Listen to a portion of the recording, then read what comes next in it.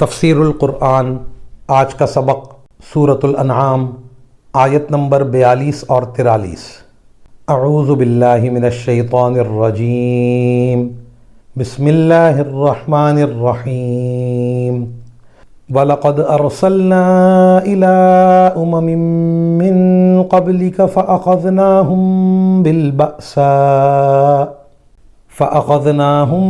بِالْبَأْسَاءِ وَالضَّرَّاءِ لَعَلَّهُمْ يَتَضَرَّعُونَ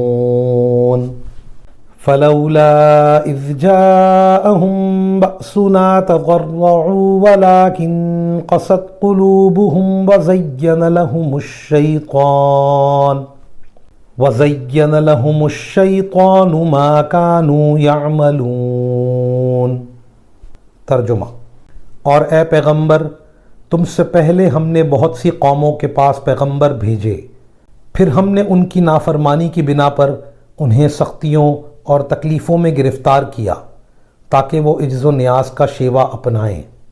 پھر ایسا کیوں نہ ہوا کہ جب ان کے پاس ہماری طرف سے سختی آئی تھی اس وقت وہ عاجزی کا رویہ اختیار کرتے، بلکہ ان کے دل تو اور سخت ہو گئے، اور جو کچھ وہ کر رہے تھے شیطان نے انہیں یہ سمجھایا کہ وہی بڑے شاندار کام ہیں۔